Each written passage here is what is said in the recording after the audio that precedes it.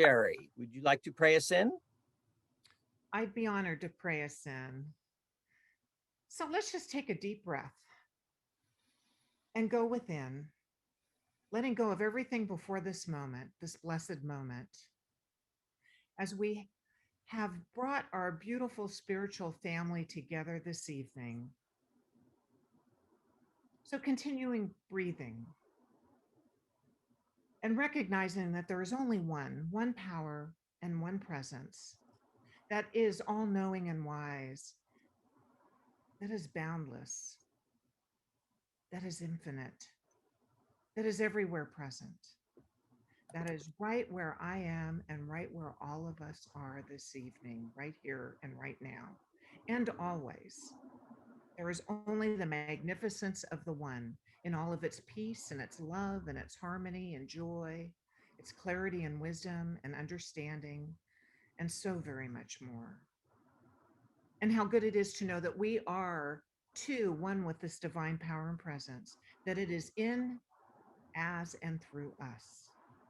And as we come together this evening in the consciousness of love and oneness, I just accept and know that we are here. The village is here. The spiritual family is here, for we were all being uplifted this evening as we participate in this beautiful annual meeting that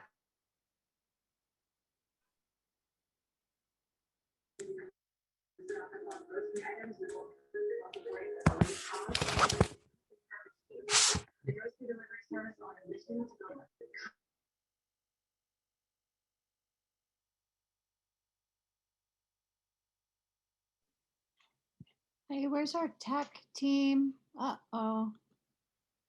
Jerry, can you unmute?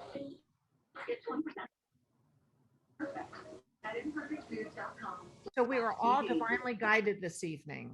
We are here, we are blessed, we are together as spiritual family. And I know that everything unfolds easily and effortlessly as we just appreciate the beauty, the thriving beauty of our Oakland Center for Spiritual Living.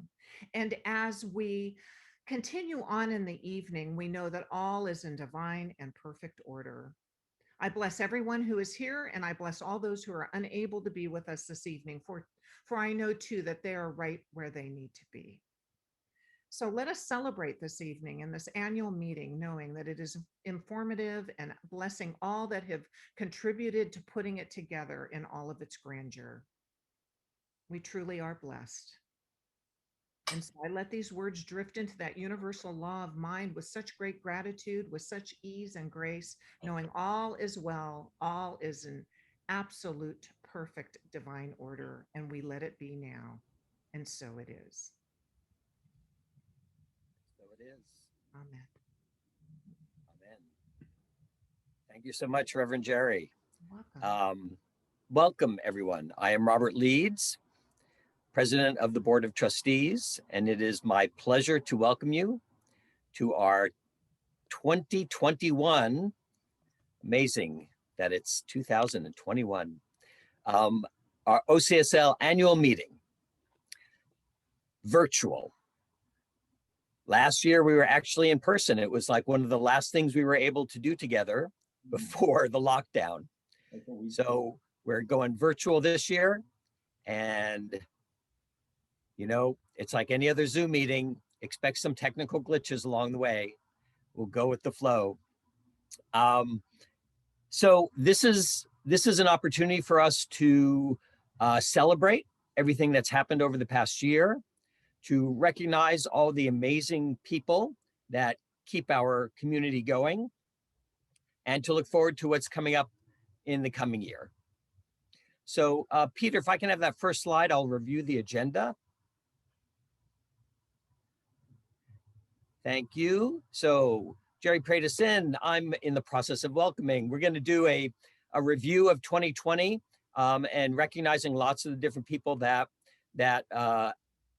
offered all kinds of wonderful things to us. We will go over the financials because we're not breatharians. We don't just live on air. We are going to be introducing some new members of the board. Following that, we're going to do an update on Reverend Jeff, both from me and hopefully from Reverend Jeff as well. And then we'll pay tribute to our beloveds that have made their transition this year.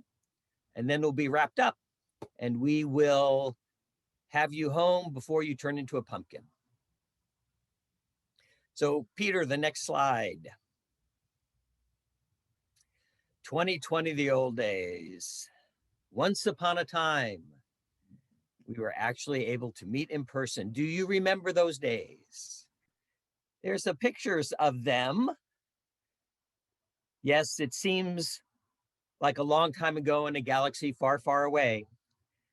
But the good news is that we can see the light at the end of the tunnel. And by summer, we should be able to gather again, I'm hoping, in person, which we all miss very much. So that's what's coming. Now, for a few months, we met in person, but then it turned into 2020, the Zoom days. And we all had a very steep learning curve for figuring out how to do everything virtually. So that was like perpetually living in the opening sequence of the Brady Bunch all the time. So we, while we've experienced Zoom fatigue, it's also been an invaluable tool for us to stay connected. And so we've all learned to work with it and to be able to see each other, which has been really a blessing on Sundays and Wednesdays. And, you know, we use the tools that we had, and we look forward to not needing them in the future. And we also, Zoom allowed us to get acquainted with some of our congregation's non-human family. We had some wonderful Zoom bombing from pets over the year. Very cute. So that was very sweet. Now, even with the shelter in place and all the restrictions that we had, there was still a tremendous amount of things that occurred for us in 2020. Peter, next slide. Here's just a list of a few of the things, big events that we had. We started off the year, as we always do, with the Vision Board Party. We had lots of classes this year. I participated in a couple of them. They were wonderful. I did the 5 Gifts for Abundant Living with Reverend Jerry and Dorothy. That actually started before the lockdown, and then we finished up that class by Zoom. That was my first introduction to the Zoom classes. Later on, I took the Power of Your Word class with Reverend Francione, which was very, very powerful. And I know everybody in that class got a tremendous amount out of it. And Constance is going to be talking more about the classes and education in a little bit. We did Zooming, as I mentioned. There were small groups to the extent that we could get people together virtually or otherwise. There were some small groups that came together to discuss important matters. We had our 75th anniversary parking lot parade, which Paul will talk about in a minute. The Diversity Circle continued to provide really insightful discussions about all of the challenges that are going on. I mean, keep in mind, 2020 was the year of Black Lives Matter. It was a very, very hectic time for the country, a time of introspection, a time for us to really look at the injustices that were being perpetuated in our world and seeing what we could do to contribute to making the world a better place and a world that works for everyone. So that's an ongoing project. We still had our Christmas Eve candle lighting service. That was fun. Jerry's Women's Group continued to do its wonderful spiritual growth. We had a visioning. I'm not sure what that visioning refers to, but somebody will tell me. And we had our regional practitioner panels. We had our graduates of the prac classes, which are now called, oh, they escaped me for the moment, advanced consciousness something. But we have new practitioners, which is really exciting. And they are also already jumping in and contributing a lot to our center. Robert, we hosted the regional practitioner panels at Oakland Center by Zoom. So it was all of Northern California that's what that refers to. It wasn't just our own students. And the visioning was we actually had a group that was visioning for the center for about 6 weeks.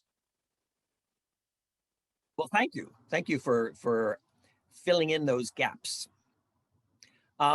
Moving on to the next slide, I'm going to invite Paul to step in and talk a little bit about some of the pandemic projects, because even though we couldn't do what we wanted to at the center, we used that opportunity to turn lemons into lemonade. And nobody can do that better than Paul. Paul, it's all yours. Thank you, sir. Hello, church family. 2020 is a year a lot of people want to forget, but I want to remember it tonight. Can you put me in the spotlight, somebody? Okay, so I'm going to start with, I'm going to jump around a little bit. I'm going to start with the 75th anniversary. In 1945, we started our church. It's a long history, and we had several services, and Wednesday nights, Sunday invited speakers. But the highlight of our 75th anniversary is one well-known thing and one unknown thing, only amongst me and a good friend of mine. So I'm going to start with the well-known thing for the 75th anniversary. Janine Perry, the barbecue lady, came up with an idea. She said, it's going to be fall, and we really need to do something, Paul. And I love it when people start out, we really need to do something, Paul. So that led to an idea. How can we get together and have our barbecue, which we couldn't do?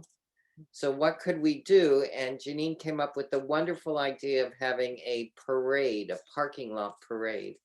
And so she gathered a team and with some practitioners and different entities of the church, the kitchen, and some history. And we created, using our parking lot, a drive around activity. I know a lot of you attended. If you look at this picture in the bottom right hand corner that you're seeing, that was the entrance welcoming you. And we had a massive amount of people come forward to help guide the traffic. And it was pandemically, and the picture that you see with Reverend Jeff and Janine up there and a couple other folks, that's also from the parking lot parade. It was our one opportunity to meet and physically see one another outside of Zoom in a safe environment, and no one had to get out of their cars, and a lot of people came together, and we mostly kept our social distancing, but we were masked. We did all the right things, and we had a beautiful historical representation of our 75 years, as well as highlighted several of the ministries, the animal ministry. We even had a recognition of Ruth and her 40 years of cooking for us. The practitioners had a gorgeous exit on the way out where they handed out meditational books and trinkets from Oakland's history, and animal blessings. It was a really wonderful semi-physical gathering, and for all of those that participated, we want to thank you. I'll speak on Janine's half, but she was really the spearhead behind it. It was her grand idea, and I was glad to help make it come into fruition, and we're glad for all of you that came along. So that's the well-known thing. In my research for the history part of the parade, knowing which minister served when and having their pictures out in the parking lot, I looked up Reverend Lillian, our first minister, and I found her gravesite, and she's buried in Oakland at the Chapel of the Chimes. And Dorothy and I went out there and visited her at the end of Piedmont and thanked her for starting the church. So for those that are interested, you can contact me, and we'll do a pilgrimage out and pay honor to Reverend Lillian, our first senior minister of the official church. So it was wonderful to find that someone had recognized her work and put it on memory.com or something like that. Anyways, I found it, and I can share it with anybody that wants to see it. So thank you, Reverend Lillian. Everything we have is at the Oakland Center at 5000 Clarewood came from your vision. So that leads me right into the garden upgrade and the facility renovation. The facility renovation really started out of necessity. Javier, who's been our custodian for 19 years, was in a position where he had nothing to do. There was no cleaning to do, no trash to remove, and shut down. So Reverend Jeff approached me and said, what can we do to keep Javier employed, basically? And I said, oh boy. And so Christopher, the co-lead facilities, Christopher Brown, and I got together and we made a list, and a list we accomplished. So I'm going to cover a little bit about what we did in the facility renovation. Now, most of you saw some of the work that we've got completed. There's Amy up there working on one of the benches. That's the first bench, and Craig also has done a second bench and refurbished that. So I want to recognize them very quickly. But we started in the lobby, and we replaced the accordion doors in the lobby of the sanctuary and put in a pocket door. So it makes the room feel fresh. And then that's something Christopher has been lobbying to do in the lobby for 15 years. So we got that accomplished. And then we assigned Javier heavy cleaning, and he cleaned every carpet in both the sanctuary building as well as the ed building. And just so you know, the carpeting in the sanctuary alone is 5,000 square feet. He also did the prac room and the media room and the pre-service room. Every carpet in the center has been cleaned, so clean it looks brand new. So he did all of that and everything else I'm going to tell you in lieu of losing his job with us. And boy, we got our money's worth out of Javier. So I really want to thank him for that. So as that proceeded, he also renovated the kitchen floor and all of the bathroom floors, cleaned them and put on acrylic finish. The kitchen looks brand new.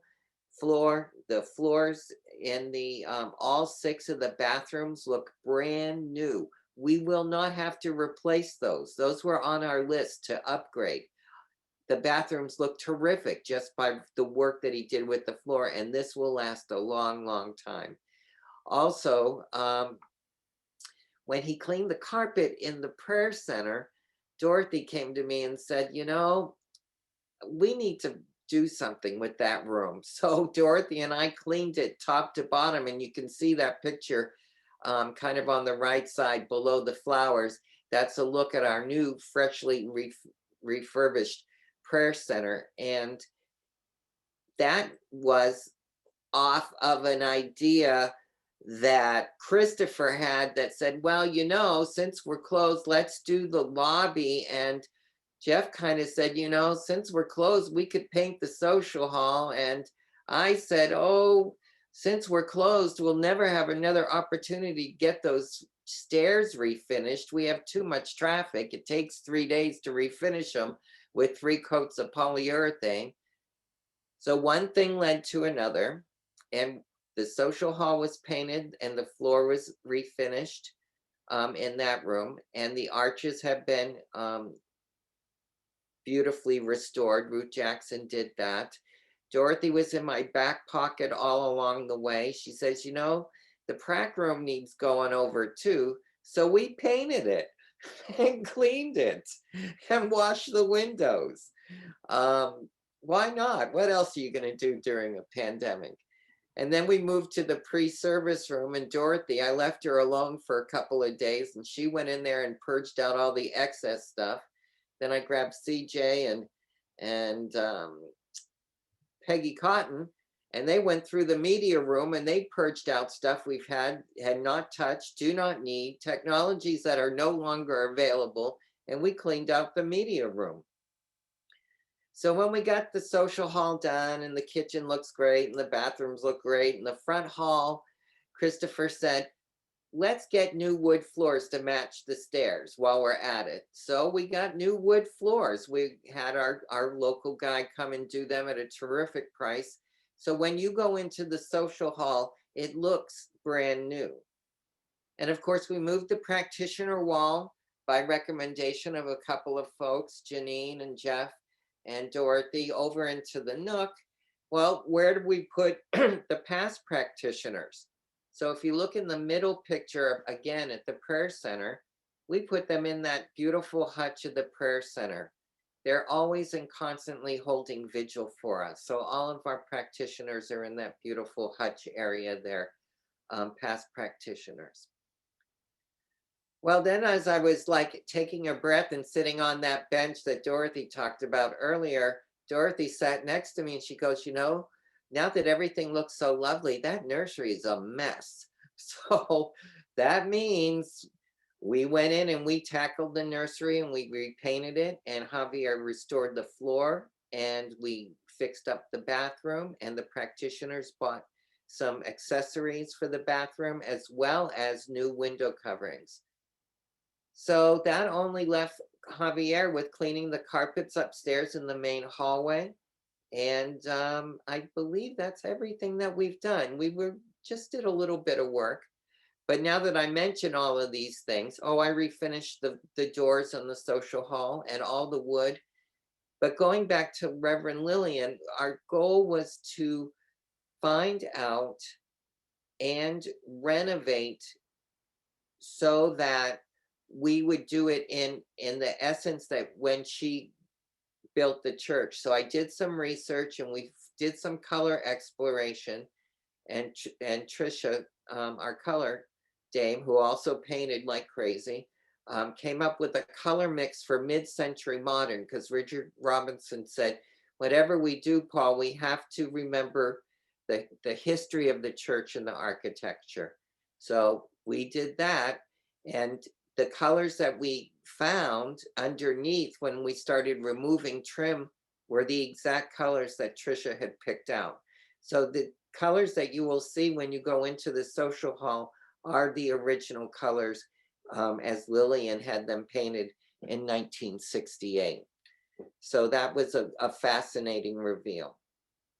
With all of that, our work was really about cleaning the space, upgrading it, renovating it, and more, restoring it to its original splendor. And I believe we've accomplished that. So I want to, a little bit later under volunteers, I'll recognize everybody. That's the facility renovation. Well, not to be outdone, what goes within goes on the outside too. So the ever industrious Margot and Diane have been tackling the garden. And as you all know, they've done a fabulous job with the Peace Garden. But Margot's vision and Diane's vision is to have a gratitude garden on the other end of the parking lot, center island opposite. And I don't see any pictures here of it. So that means you need to drive through those gates and take a pandemic safe trip to the center, and you will see the brand new meditation garden that is now coming into bloom. They have done a tremendous job on creating mounds, creating walkways. It's all just wonderful. So Margot and Diane, and they have a gardening crew. What was good for the inside was good for the outside. So our center basically has been renovated top to bottom ever since Reverend Jeff has been here, since Reverend Catherine helped us with, before Reverend Jeff, isolating funds to take care of the roof. We used some of that money for the new floors, and everything else was done with volunteer effort. So I think we spent, not counting the floors, $850 just on paint for the social hall, and the floors came out of the fund that Catherine established for us a long time ago for that kind of work. But all of this work was done by volunteers. A tremendous amount of money was saved, and I would say easily this was a $30,000 renovation that was done for around out of pocket $850. So thank you one and all for all of that. Thank you, Margot and Diane, for being the outside part of this. Your garden is gorgeous, and that's all I have on that, Robert, unless you want me to recognize all those great folks that participated. I can Well, do that. Well, now. we are going to have time to recognize the volunteers in a little bit. Okay, so that's all I have. Is there any questions in that space? Oh, one more thing.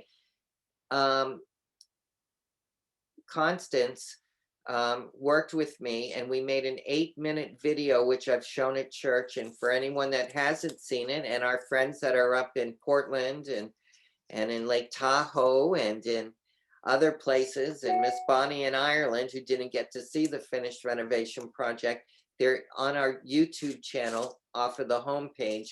You can see an 8-minute video of the complete renovation of the center. So everything I've described, you'll be able to see inside and outside on that 8-minute video. That's it, Robert. Thanks so much, Paul. And I know people are just going to be blown away when they go back into the center and see how beautiful it is right now. Thank you. Next up, the next slide is about the Ecclesiastical leadership team, and Reverend Jerry and Reverend Sally are going to speak to that.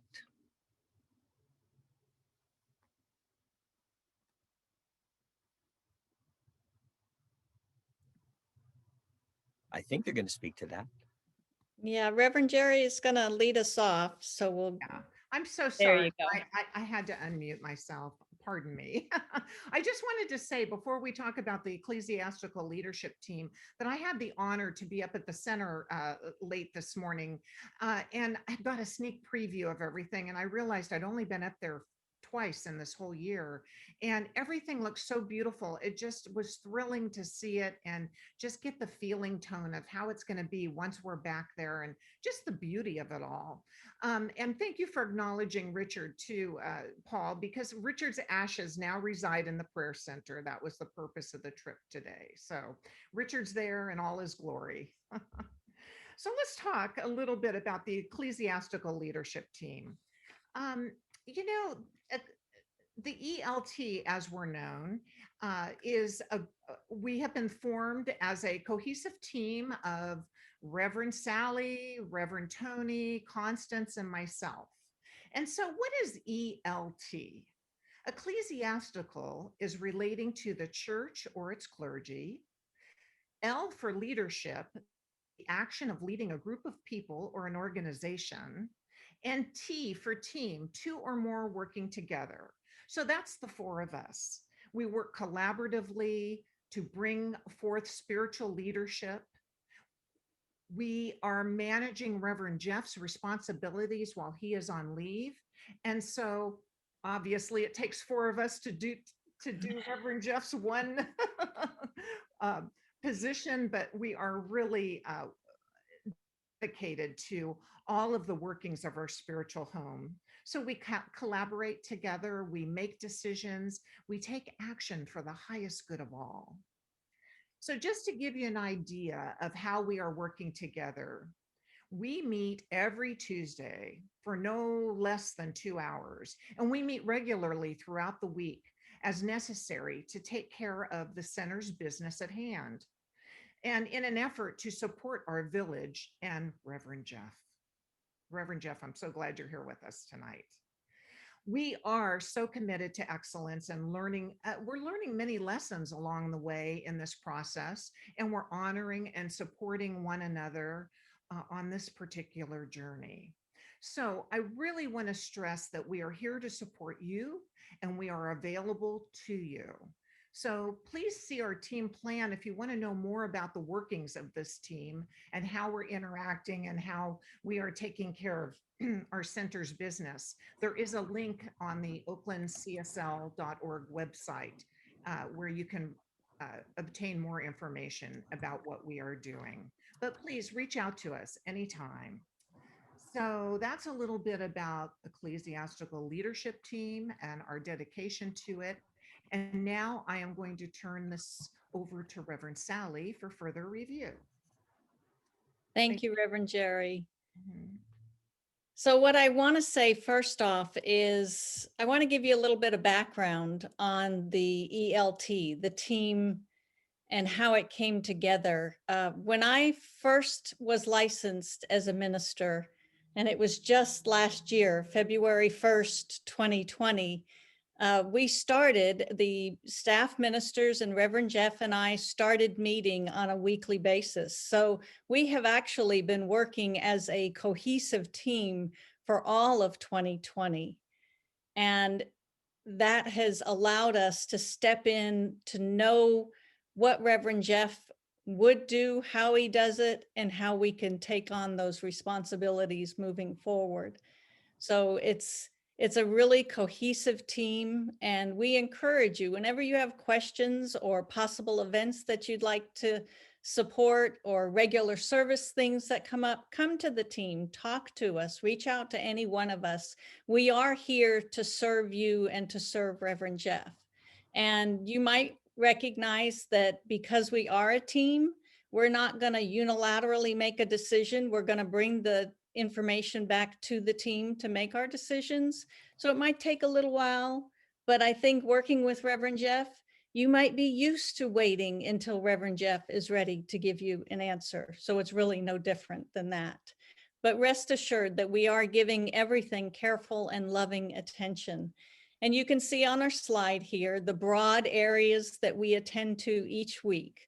Service management, that's Sunday, Wednesday, and any special services, our ministry support and direction, our education support. And I'll say with the education support, Constance Chapman is our education coordinator. So all new proposals for classes or class information goes to her first, and then she brings it to the ELT for final approval on which classes we're going to offer at the center. And we do also collaborate with the practitioner leadership. We give direction, and we collaborate with the administration and the facilities and the board of trustees. So we are here as a team to collaborate and serve with all of you. And that's it. Thank you. Back So to Robert. appreciate the ELT stepping up. We're really blessed to have them. Next slide is youth and family. Lucian, are you here? I don't think I saw him in the gallery.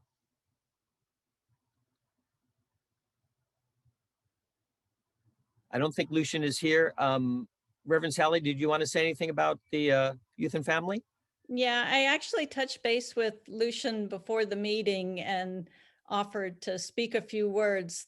Even though we haven't been at the center, Lucian has been in touch with the families. We've had at least one. I was trying to look back on the calendar to see if there was more than one. We had a youth and family ministry Sunday where the youth and family came out and they did the services on the Sunday. So they are still active, though not as active as they had been at the center. Lucian has been reaching out to the families, offering prayer, talking with the kids. The kids are definitely zoomed out. So we recognize that. And we want to say thank you to everyone who has supported our youth and family throughout the year. We have a couple names on here, Constance Chapman and Diane Warner, but we also want to add to that Rain Dugan, and her kids. Margot has helped out, and there's a few others, Debbie Morris, there's a few others that aren't coming readily to my mind right now, but Youth and Family is active. They have been active, and they're actually active right now, getting ready for something that's going to be pretty fabulous in May. So that's it for 2020. Great, thank you so much. Next slide is education. Constance, it's all yours. Thank you, Robert. Well, education is, we had some really good classes, as Robert said. He took 2 of them, and then we had more after he stopped taking classes, and at least for this year. So we've had 6 certified classes this year. And then we had the Advanced Consciousness Studies, which was which used to be called Practitioner Studies. And they were in their 2nd year. They graduated in 2020. So that was quite momentous for them. One of the things that we found is that the way we do classes at the center has started to change. So we used to have a certified class and then a short-term class. Well, one of the things that the Centers for Spiritual Living is doing is that they are shortening all their classes to 4 to 6 weeks, sometimes a little bit longer, but mostly because people are wanting shorter classes this time. The other thing is that when we went into lockdown and everything went online, what we discovered is that this is one of the benefits of COVID, is people are no longer wedded to having to take classes with us. So we've had people take classes in Dallas. We've had people take classes in Santa Rosa. And there are people in those classes right now. And so it's been really nice because we have a whole group of people who are ready to start Advanced Consciousness Studies in the fall. So one of the things I've done is I've worked very closely with that group this year to find out what requirements they still needed. And then they could zoom off into another locality of the United States to get what they needed, which meant that then we could offer things that were more, that they could use, but that were also more generally interesting for people. So that's, and so we've been running 1 class at a time. And there've been 8 to 10 people in a class, so the classes are a little bit smaller, and that's it means the revenue is not as great. The class experience is really great because people get to know each other better.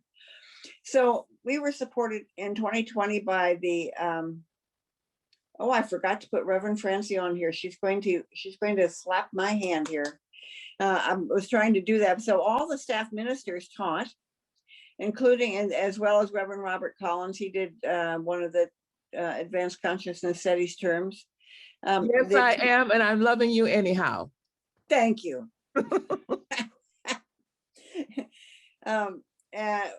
The TAs that I could remember were Dorothy Mendez and Judith Roberts and Zoe, Andy and Susan. TA'd the Advanced Consciousness Studies for 2 years. Eileen Grossman has done a bunch of work for me while we've been in lockdown, things that she could do at home and help me. And then I realized this morning that I had forgotten the people who helped me when we were in that other universe, because I had sort of forgotten that we had another universe that happened in the first 3 months. So I want to make sure to acknowledge Sheila Foster, who not only would help me with education, but she was a general office, helped me in the office, and Bonnie Gonzalez and Margot, who would help at the education table. If you remember, that we used to have education tables. We used to have a courtyard, all that stuff that will come back. So it was actually, I think, it's been a little bit of an interesting year, and people are getting used to, and the advantage of the Zoom is that people don't have to be so stressed about getting to the center at 6:30. So, you know, there's people who show up at class when they're still walking their dogs, and that's fine. You know, we've had people who have showed up and they've been really exhausted from working all day. And so I've said, well, just come to class and lie back on your bed. And if you fall asleep, you're still taking some of it in. So we've had people do that and then wake up and get very active. So it's, you know, the Zoom has really offered another whole opportunity of the way of doing classes. So I don't think we'll ever go off of Zoom classes. We may do a hybrid. And it'll be really nice to be able to see people and give people hugs. So thank you. Thank you so much, Constance, and all that you do to keep that organized. I know it's a lot of work. The next slide, we've got one of the things that I know that we all really miss about not being in the center is getting to browse in the Spirit Treasure bookstore. We miss it, and we are hungry to spend our money there. So, and the bookstore is hungry to see you again. Yeah, this Linda, any updates? Yes, I just wrote a couple of things about the bookstore so people will know. We are financially independent, and 50% of our net profits go back to the Oakland Center. Then, you know, unfortunately, we've been closed since March, but I'm happy to report that we had enough carryover of our net profits to be able to cover our operating expenses, which are the computer program and bank fees and things like that all year. So we're still sort of in the black. We can carry on a few more months, but I am very anxious to have a sidewalk sale. And as soon as we can do that, I am ready. As I did inventory, I boxed things up. And my idea is to put everything out in tables around the courtyard, and people can come and browse, wear masks. We'll give them gloves. We'll try and keep everybody safe, and be able to move some merchandise, because I'd like to, when we do open up, I'd like to have a fresh look for the bookstore as well. And we would do that through our sales. So anyway, I will let you know, or Constance will let you know. I'm hoping we could have it as soon as March 21st or March 28th. It all depends on COVID. Science of Mind magazine has been continued. I decided to continue it because, you know, that supports the Centers for Spiritual Living. And it's been a nice little giveaway. It's been in the courtyard. Hopefully people who don't know about religious science, but know about our training wheel bike pavement area will pick it up and maybe come when we open up. And while I'm talking, I'd like to go ahead and thank some of my volunteers that have been with me since 2016, when we started this this phase of the bookstore. Pam Archuleta, Dal Becker, Beth Van Arkel, Diane Warner, and Helen Wyman, my daughter, have been with me since the very beginning. At the close in March, Vicki Durst, Nikki Royce, and Betty Zig also were on our team. So we have a team where 2 people work every week. So 8 people, and they have been so dedicated and so dependable, you know, coming in and working for all these years. Then I'd also like to acknowledge Danny Taylor and Meg Webster and Brooke Willowwood and Bonnie Gonzalez, who also had worked with us for a while. So anyway, I'm looking forward to seeing you all again, and come to our sidewalk sale. That's it. Thank you, Linda. We really look forward to being there also. Next slide, sacred service, Zoe. All right, thank you, Robert. Good evening, folks. As the volunteer coordinator, I was asked to talk about sacred service or Seva. And I knew I couldn't possibly do that if I didn't acknowledge the tremendous work done by my teammates and my mentors in this area, Erin Gaffey and Barbara Gordon-Kaleva. They are without a doubt deserving of tremendous gratitude for all they have done and continue to do in volunteer development. Now, we've heard quite a few people already who have been involved in sacred service, but I want to talk a bit about this. So in our recent new members class, we noted that the Sanskrit word Seva translate directly as thread, implying that all things are connected in the thread of existence. We spoke of how engaging with one engages with the whole, just as serving one serves the whole. So each time we engage in Seva, we are weaving a fabric, or more accurately, a beautiful tapestry, infused with the light and the love of the divine. Now, I was watching the Black Panther movie for the umpteenth time the other night, and it dawned on me that what vibranium is to Wakanda, that's what Seva, or sacred service, is to the Oakland Center, and in a very real sense to the world. Think of it, like vibranium, it's a source of incredible strength, incredible value, and incredible benefits. It is a crucial part of what makes the Oakland Center the amazing place that it is. Now, before we highlight even more ways that so many of you have served in the center, I just want to take one moment to invite each of you to consider one very simple but highly effective way that you can help serve the center. And that's through social media. Literally, in a matter of seconds, you can invite people to view or like our YouTube channel or our Facebook page, or you can share one of our posts about an upcoming class or a Wednesday night talk, or invite people to one of the support groups that we offer. A simple seconds-long effort can produce a tremendous benefit, expanding our reach out into the community. And now, in gratitude for all that you do, I'll turn the proceedings over to Reverend Sally and to Robert Leeds to present a number of our other incredible contributors to our church family here at our home, the Oakland Center.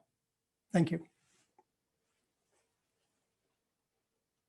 Thank you, Zoe. I think the next slide is the media team. It is indeed the media team. And my heart, you are my heart. Thank you. This team is fabulous. They have come together and supported our village. And you can hear it in my voice, I know. I love this team. What you might not know is that this team loves to get together and train and practice and try out the new technologies. Yes, yes, And yes.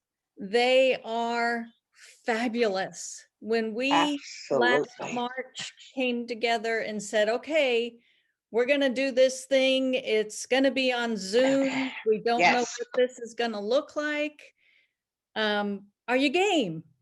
And each and every one of these individuals stepped forward willingly, stepped forward and said, yes, yes, I am here to serve the Oakland Center for Spiritual Living.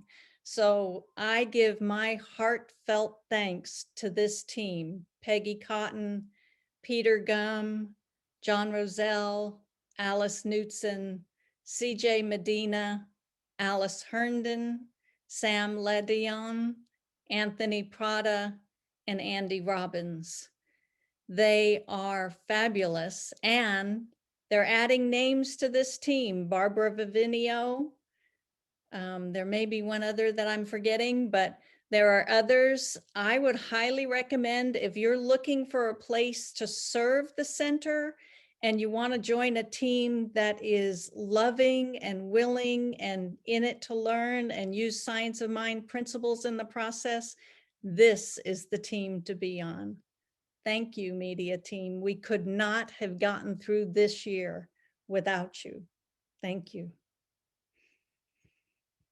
Yes, and I just want to echo that because it has been, we have been in the Zoom universe, and what you see in this slide are the guardians of the universe or of our Zoom universe. They've made it work, and we are so, so grateful for that. Peggy, you had a couple of things you wanted to say. I just wanted to say thank you to the team itself. I cannot express it. There's just no words to say how generous each and every member of the team is, how they share their time and their energy, some of them after their jobs, and it has been and it continues to be, each of them are so dependable and loving, and they want to experiment and they want to try new things. We have Sage is new on the team. I know that her name did not come up right then. And yes, Dr. Barbara Vivino, I like to tease her because she is a doctor. So I try to make sure she knows that we recognize her there. And we are learning so much. We're learning a whole lot. We want to go ahead and jump into learning more and more every time about breakout rooms and how to double spotlight people. So it's just been a joy. It's just been a joy. But and so I really want to salute each and every one of them, and as they come on board, and who knows, and we may have a few more people. But I also want to take a moment to also talk about my mentor, my encourager, for me to step into this role. My believer believed in me that I could do this, that I could contribute in this way. And this person has done this with me from the very start of meeting me. And his name is Andy Robbins. And I just want to say thank you, thank you, thank you. It's a joy and a pleasure and a gift. And Andy, you knew it so much better than I did about how much joy this was going to be for me, and that I could give in such a way. So I thank the team, I thank Andy, and everybody who's been so encouraging to all of us, especially to me, as I've been on this journey. So thank you, everybody. Thank you, the team. Thank you, Andy. I'm done. Thank you so much, Robert. Thank you, Peggy. And Reverend Sally too. Next slide has a list of more of the volunteer ministries that keep us going. Now, some of them have been pretty inactive because they require in-person things like the ushers and greeters, for example, kitchen services, something else we miss a lot. So let me quickly go through some of these. The animal ministry has also been kind of on hold. Lori couldn't make it tonight, but Lori is in charge of that. The bookstore, we heard from Linda, ushers and greeters, kitchen services. Let's see, music. Andy, do you want to say anything about music? Well, sure. There's not much to say that everyone doesn't know because they're seeing the product. But I would like to express, not from me, but on behalf of the community, I didn't look to see if any of the musicians are in attendance. I want everyone to understand what's brought to the table. We've had a rotation for quite some time, and everyone knows without me telling them the fantastical talent that we're blessed with. But I want to mention how much work goes into this. Through the darkest part of the pandemic in terms of uncertainty and caution and everything else, these guys were dying to get back in the sanctuary. And in lieu of that being possible, as you've seen, they started getting together, socially distanced, masked, et cetera, just to make sure they would bring musical product that had everything to do with that day, that moment. as the music always does. And the other thing is they all want to know what the themes are, what the topics are. But my favorite thing, just an inside view of what goes on. You can't imagine how many times I hear what song they're doing on a particular day and just laugh so hard because they didn't know what was happening that day. And the music they've selected is literally couldn't have been more perfect had they known and planned it accordingly. That's the kind of synchronicity that goes into all artists at their best. And we are blessed with the best. And so on behalf of all of us, I give great gratitude to them. Thanks. Andy.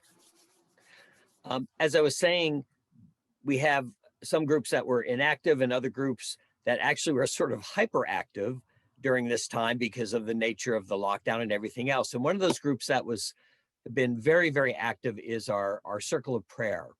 And I'd like Dorothy to say a few words about that. Hey, everyone. I just want to let you know that the Circle of Prayer is still in existence. Our phone number has not changed. You call into it. There is a prayer there, and we are still praying on your requests.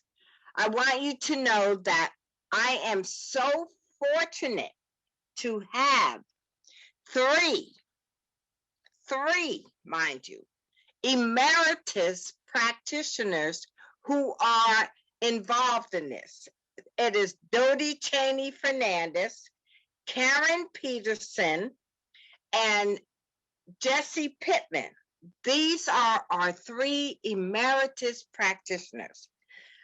There is Joyce Lamar, Louise Thompson, and myself.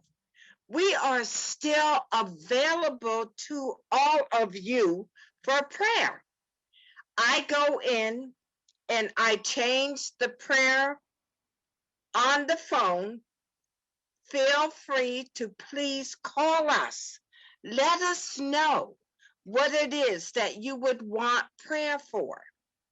We are here to serve you, this community of Oakland Center for Spiritual Living. The other thing I want to say for all of us is this. That Paul Pursuti worked me to a level that I had never knew I could do. I even learned how to paint, okay?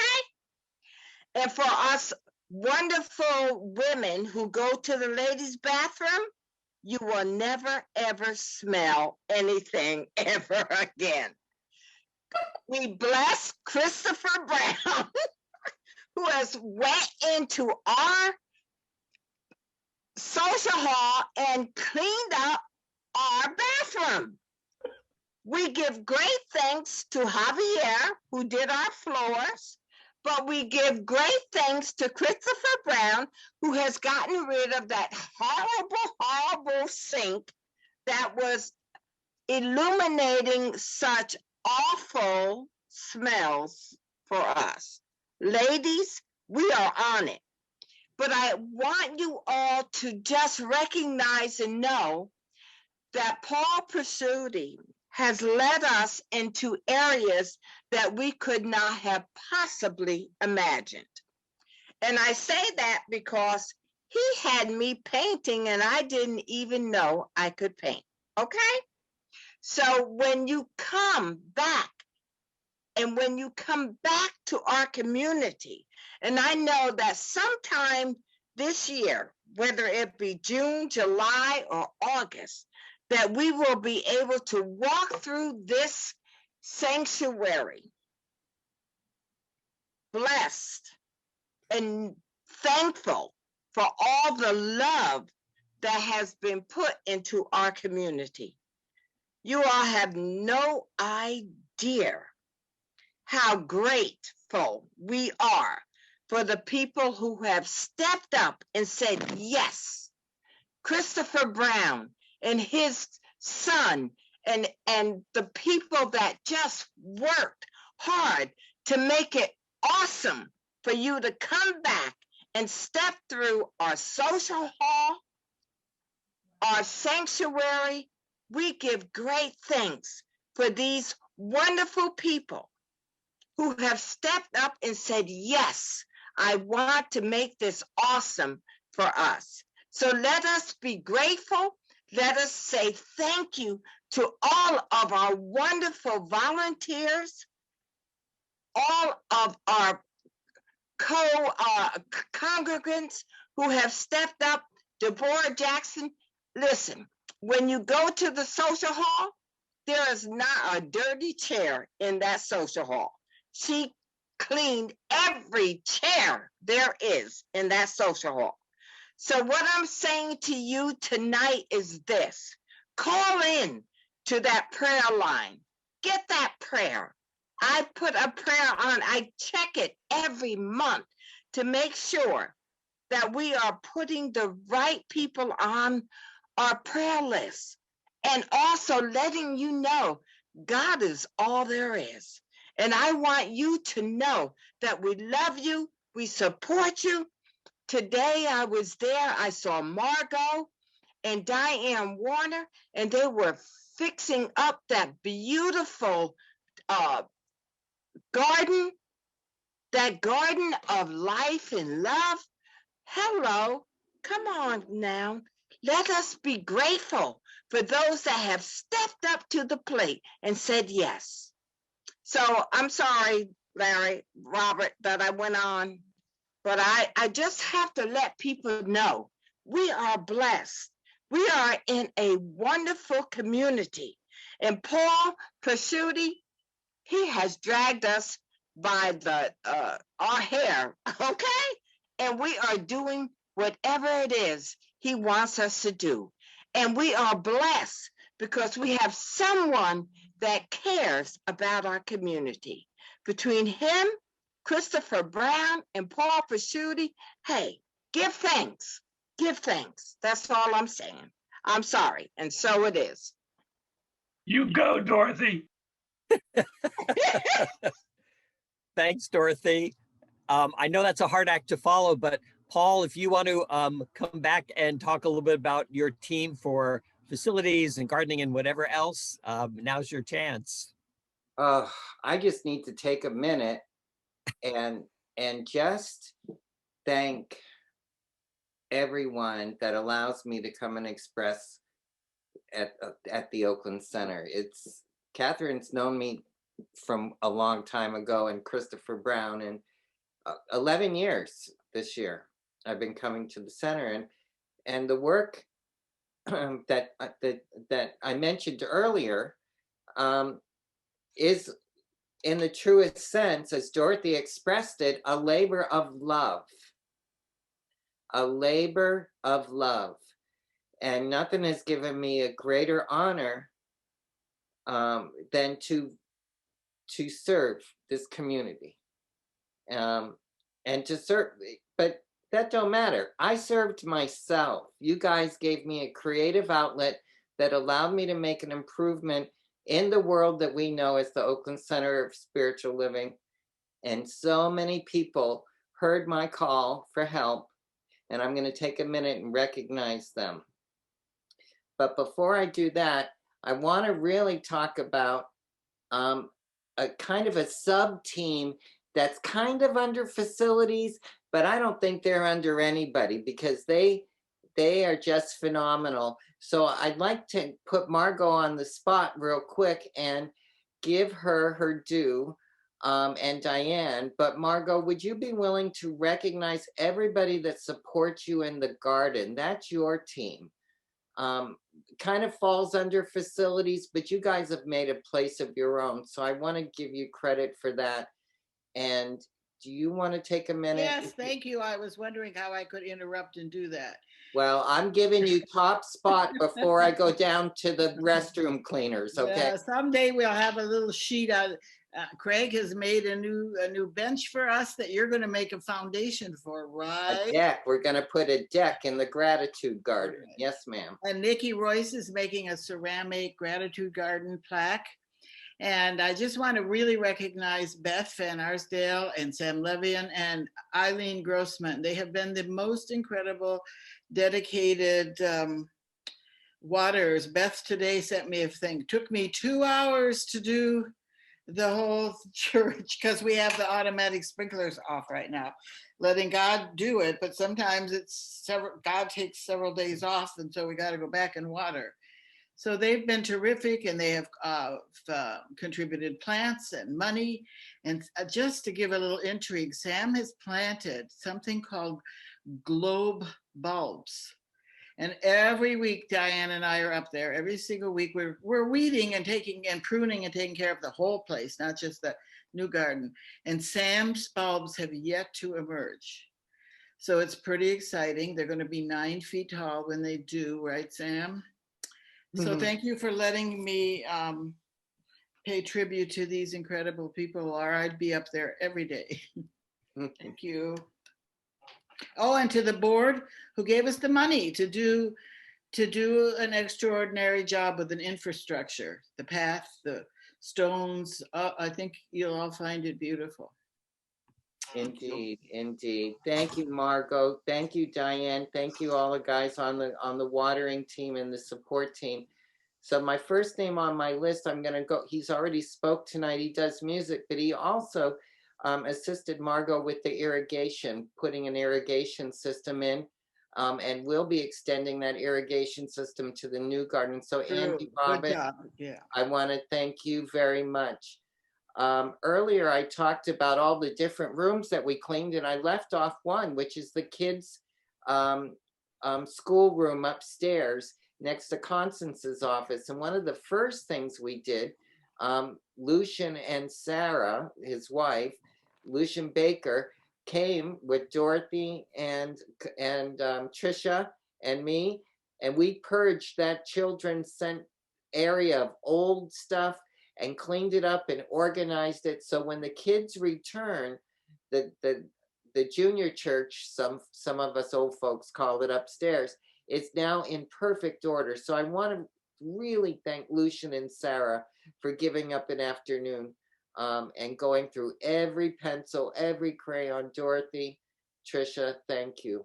Pat McKinty also refinished one of our benches that was there, and I want to thank him. And of course, we mentioned earlier Amy and Craig, and they're working on their third bench now. The benches that they've refinished, they've donated all that labor and reused the original parts. An interesting side note is through our process, we found the 45th anniversary when Reverend Margaret held it in 1999.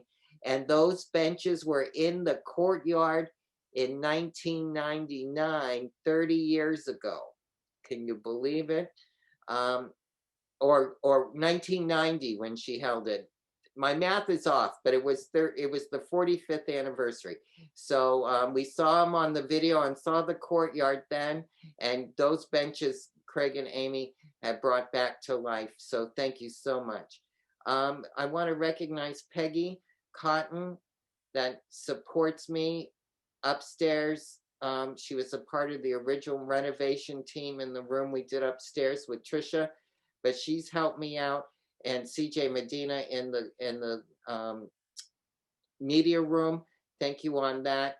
As we talked about painting the social hall, that social hall is like 30 feet in the air, and the tip top of the arches had wall on the stage wall is way too big for me. Anything over 5'7" is that's as high as I go. So I had the Javier and our custodian and the wonderful son of Christopher and Susan Urquhart Brown, Kevin, came in and he painted the tippy top and did a lot of other stuff. But I really want to take a minute recognizing him. Linda and Larry have been in my back pocket supporting me and giving me guidance. So I want to thank them.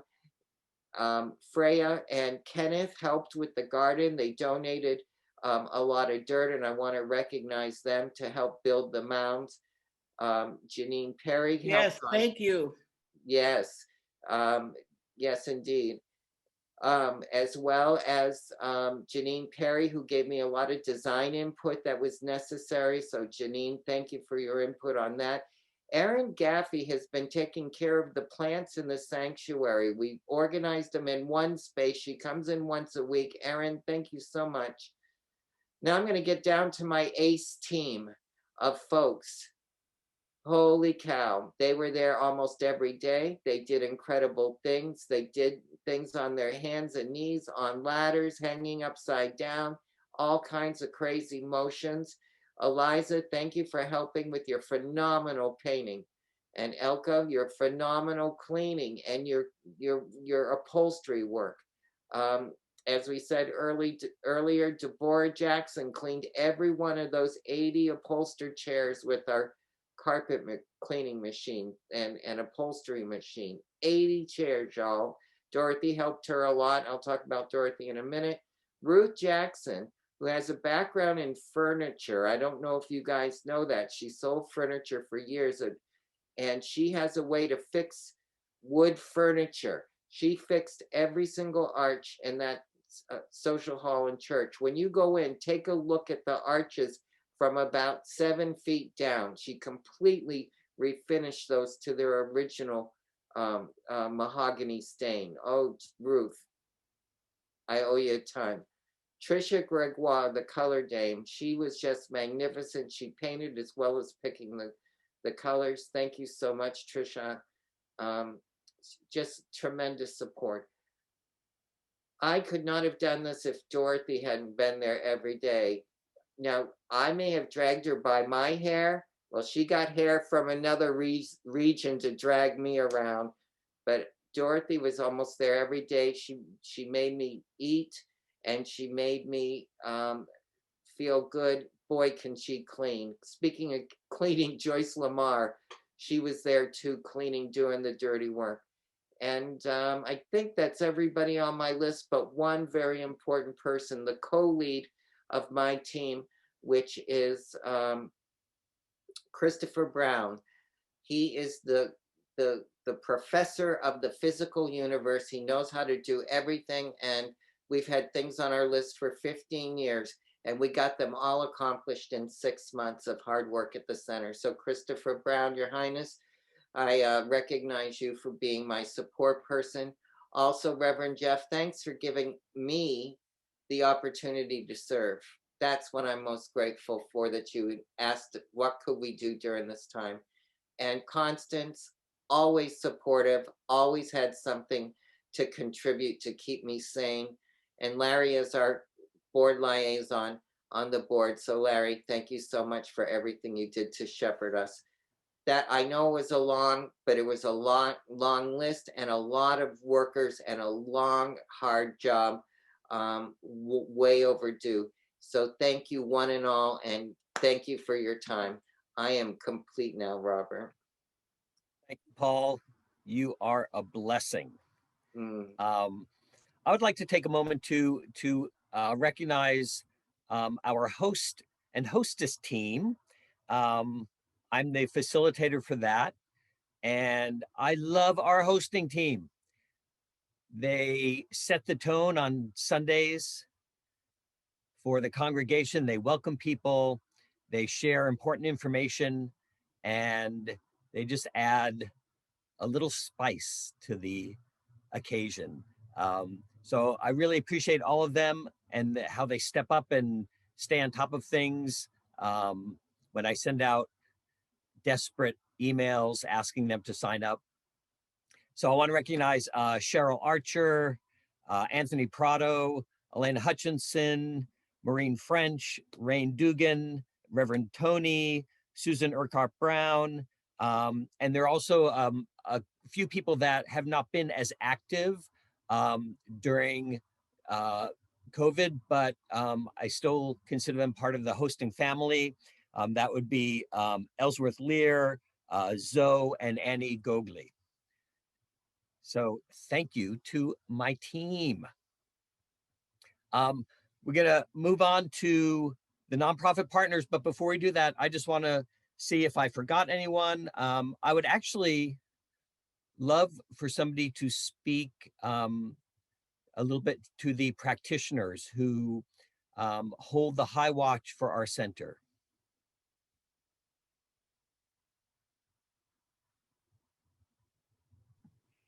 Robert, there is one mind. I was just thinking about that. I was thinking, we don't have the list of the practitioners up there, but the practitioners have absolutely been holding the high watch for us during this entire year. And many of our practitioners, as you know, I know you've heard about this on Sundays, have offered 30-minute free practitioner sessions.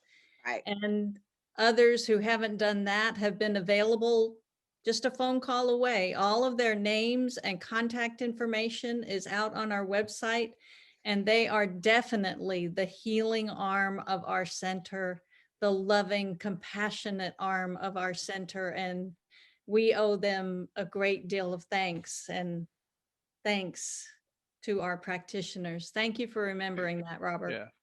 And Sally, can you add the upper room on Zoom? Yeah, upper room on Zoom. Thank you, Reverend Tony. The fact that we have been able to, with the tech team's help and with practitioners stepping in to host the breakout rooms in Zoom. Yeah, fabulous. Thank you for that reminder. Excellent, thank you. So I want to just put out one last opportunity for anyone else who feels like they want to recognize someone or a group. Going once, going Robert, twice.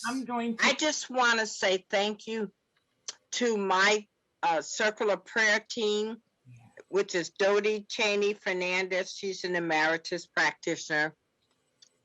Jesse Pittman, who is an emeritus practitioner.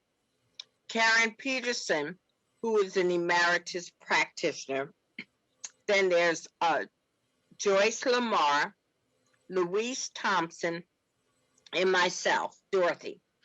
We have been trying to connect with our community during this COVID to just let you know that we are thinking of you, we are praying for you, and if you need prayer, please call the prayer line. We are available to you.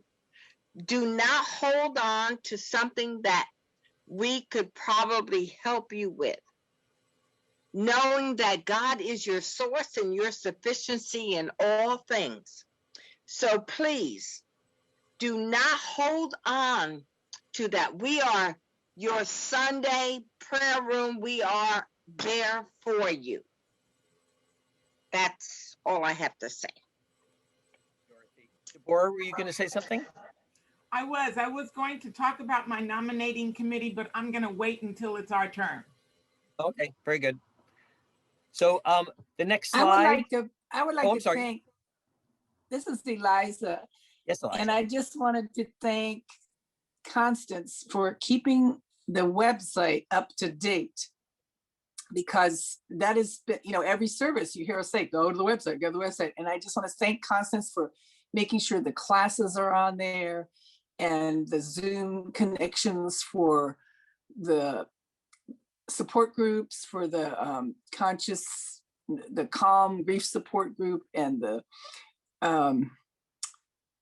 the practitioners updates and how to connect with them. And she's just put a lot of hours in there to making sure that it serves our community and other people who are visiting our community.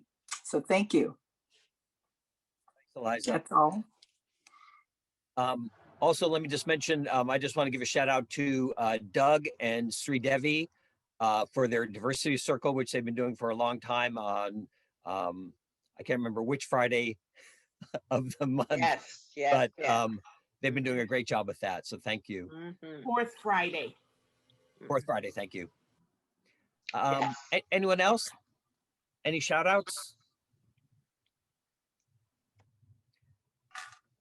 let's move on. Next slide. Beth, you're on to talk about the nonprofit partners. Well, okay, I don't know, can you hear me? I can't. These are, you can go through these couple slides. These are all the people that we saw last year. Every month we had a different group, and hopefully you got something from some of them, if not all of them. But I want to mention, if you go through these slides, the new ones that are coming up for this year. Who's controlling the slides? Okay, go one more. Okay, so for this year, we have Village in Oakland, which you saw with the homeless group. And we had Ecology, which you've seen already, that was saving the islands from pollutions and plastic. And to Sunday, we're going to have Prescott Circus, so tune in for that. And then in April, we'll have Rainforest Action. And going on each month after that, we'll have Mayo Institute. We'll have Emeryville Citizens Assistance Program, and then East Oakland Youth Development Center, Oakland Public Education Fund, Women's Cancer Research Center, Cat Town, which is one that I am associated with. I hope you enjoy that one. Oakland Gay Men's Chorus, and Attitudinal Healing Connection. So that's what's coming up each month this year. And I just want to thank everyone who puts in nominations and who supports this program. It's something that's near and dear to my heart. I first approached Reverend Catherine with this, and Reverend Jeff also wanted to do this, and we've been doing it ever since he's been here. So it's many years now, and I really love this program, and I'm so happy to the people that helped me with it. On my team right now are Rena Baker and Aaron Gaffey. And last year we also had Maureen French. And anyone else who wants to help us with this, let me know, and you can help us next year, because we can always use more help. But anyway, it's a great program. I love appreciating all these community organizations, and I love that you support this and you support the groups when they come, and greet them in the courtyard when they're there, and hopefully donate to them or volunteer with them. So thank you all very much for supporting this program. And thanks so much again to Rena and Aaron, my team, my mighty but small team. All but mighty. Thank you so much, Beth. And it really is a great program. Going back to what Zoe was saying earlier about how, it just shows how everything is interconnected. This is just such a beautiful way for us to reach out to the community around us. I'm always amazed at the variety and diversity of nonprofit partners that we get every year. And it's just a wonderful way for us to walk the walk and to really do what we can to contribute to making a world that works for everyone. So thank you so much. Next, we're moving on to the money. And to talk about the money, it's got to be Debbie.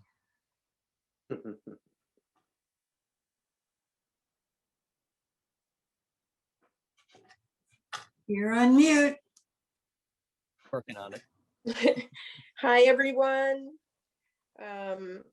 I just want to start with thanking each and every one of you for your contributions and your generous giving this year. I know it's been a challenging year, but we have managed to stay afloat thanks to every single one of you. And I just know that our center will continue to flourish with each and every one of you and your gratitude and your support. I also want to thank Dow, our bookkeeper, because she is fabulous. I am a bookkeeper, and it is wonderful to have a bookkeeper that's as good as me. And and I really love and appreciate her so much. So okay. There'll be other surprises. I know, but still, it's just I don't know. I just don't want to drink it because. Please make sure you're muted, please. Thank you. Okay, can you continue with the slides? Yeah. Okay, so these are our trends, and I'm not really going to talk a lot about these slides. I'm just going to run through them. And as always, if you have any questions, comments, concerns, you can reach out to me, you can call me, you can email me. I'd be more than happy to answer any questions that you had. So I'm just going to let you look at these slides for a minute. And we're basically just going to run through them. So can I have the next slide? Okay, total income, total expenses. And we did end our year in a positive because of the contributions that we got in the beginning of the year when we were still in the sanctuary, and then also from the PPP loan that we got to pay for our personnel expenses and our utilities. So we did manage to come at the end of the year with a profit, and we will be getting another PPP loan this year, very soon now, to help us again with our personnel and utility bills and the other things that are covered by that kind of a loan. And we're really grateful again for Dow, right, all the work that she did, and this year for Larry and a couple of other people that have helped and pulled it all together. Okay, the next slide. This is the operating expenses. This is what we spent all the money on. It's basically same as every year, except for, you know, some of the expenses weren't as much because like we didn't have so many lights on, and we didn't have all the kitchen stuff going on, and basically we didn't have a lot of things going on, but we watch our budget very carefully, and every penny that's spent is approved by Reverend Jeff or a member of the ELT or a member of the board. Can I get the next slide, please? This is our balance sheet. You've seen it many, many times. If you ever want to actually see what it looks like, all the details of it, you can go to the board minutes. They are, well, they used to be hanging in the social hall. Now they could be online, but I'd be more than happy to share details with you if you wanted me to at any time. Debbie, they are on the website on the Board of Trustees page. Thank you, Constance. And as you can see, we still have money in the bank, so we're good. We're financially hanging on. We're doing well, really, during these times. Okay, next slide. Oh, this is what happened with the pledges this year. And we're still in the ballpark with our pledges. Never too late to make a pledge for the year if you'd like to. I'm sure that that's also on the website. So, and again, just so appreciative of everybody who sent in a pledge card. I know this is a very important function, especially for Reverend Jeff, so that we can continue to run our center and do all the wonderful things that we do. Next slide. More information on the pledges. This is just how many people gave pledges. And so again, we're just really grateful about that. Next slide. Yep, I think that's the end of my slides. So again, just thank you, everybody. I'm just so very, very, very grateful for each and every one of you and your contributions to our wonderful spiritual center. Thank you so much, Debbie. And just so you know, we got another PPP loan that recently went through. That's going to help support us for this coming year. So we're doing well. Keep that abundance consciousness going. I have a question. Yes, ma'am. You say it's a loan. Do we have to pay it back? The PPP? No, so the way it's structured, this was originally part of the CARES Act that was passed by Congress last spring, and it was renewed again in December. And if the money is spent on specific items, particularly payroll, but also it could be a few other things, then we don't have to pay it back. And we had the loan, I don't know what the technical term is, but it was excused for last year. So that's all becomes just, pure income for us. And Dow has been, Debbie was mentioning Dow has been particularly good at making sure that we are following the rules that allow us to have that loan turned into a grant. Great. Thank you so much.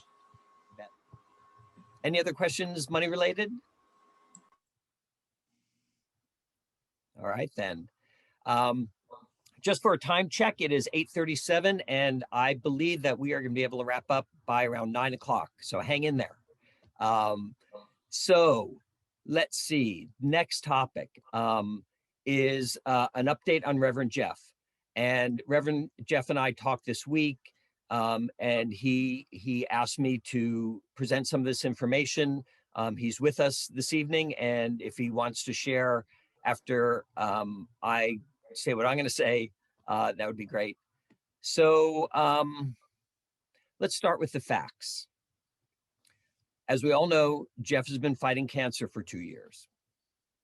Late last year, he realized he had to take a step back and focus on his health. So he, the staff ministers, Constance, and the board figured out a structure for him to take a 6-month leave of absence that supported him and supported the center. And Jerry and Sally have talked about the ELT and how they're filling that role. We're 2 months into that 6-month leave of absence. Jeff recently had additional health challenges, which he, in consultation with his doctors, decided to stop the chemotherapy for now because it was just too debilitating. Medically, he's classified as in hospice, which allows him to get the medical care that best serves him right now, which involves pain management. Now, those are the objective facts. Then there are all the thoughts and feelings we have about those facts, which are far-ranging, to say the least. Those of us in leadership at OCSL fully understand the concern, the pain, the sadness, the uncertainty, the frustration, the anxiety, and the fear that this brings up in people. However, being in leadership, we strive to make decisions that we believe are best for the community and try not to make those decisions from a place of fear and anxiety. Let me talk a moment about uncertainty. We are steeped in it. This whole year has been an exercise in navigating uncertainty. And I think OCSL has done a pretty good job of that. And we know that there are people in the community that are concerned about the community as a whole and what happens next. However, in this community, we have a gift. The gift of each other's support and the gift of the teachings of Science of Mind that remind us that there is only one life. That life is God's life, and that life is my life and your life right now. So the truth is, we don't know. We don't know how Jeff's highest good will manifest. We don't know whether he'll improve or not, whether he can come back to work or not. I don't know. You don't know. He doesn't know. But I can tell you what he wants. He wants to keep living and to keep fighting and to be around for as long as he can be around. Like our Sunday theme coming up, he is open to possibilities. So what do we all do with that? Well, we continue to support Jeff and support each other. We contribute our time, talent, and treasure to supporting the community. And most importantly, we can recognize that in every moment, we can choose love over fear. Look, we're doing okay financially, like we just talked about. We have a good team in place to handle whatever comes up at OCSL over the next several months. And I believe our path forward will become clearer over the next couple of months. I know uncertainty can be uncomfortable, but I've been a part of this community for 15 years, and I know that we will be okay. I invite you to look for opportunities to be of service and to keep the prayers coming. And remember that where you pray from is as important as what you pray for. So keep choosing love. Thank you. That's what I wanted to say. Reverend Jeff, if you want to add anything. Oh, well, I'm sitting here thinking I should have had you doing this a long time ago. That was I appreciate you presenting thoughts and emotions and things that are tough to encapsulate. Robert and I talk on a pretty regular basis, and even for two people who are have done a fair amount of work with communicating, we find ourselves at a loss for words to adequately describe, this season and what we're navigating. I will tell you something. I want to share with you something that I noticed as this meeting has unfolded, and that is the knack that I or we as a community have for attracting the perfect people for the perfect job at the perfect time. I don't know if y'all noticed as we ran through all of the people that are in such high service here, it's a pretty impressive list of folks and a pretty impressive group of minds and hearts that come together and to serve. So what we have accomplished along the way is to move this, to cultivate this sense of the community as the members. It's not the community as the senior minister. And I mean, we went through an hour and a half without the senior minister being mentioned. I couldn't help but notice that. And the fact is that through thick and thin, through high and low, for quite some time now, what this community has learned about itself is that it can weather whatever comes along. The universe rises to meet our footsteps as we take them. And that means that it doesn't always let us know in advance how things are going. Certainly in this case, it has not seen fit to send me the pamphlet complete with outcomes and directions and instructions on how to feel and how to think and what to choose.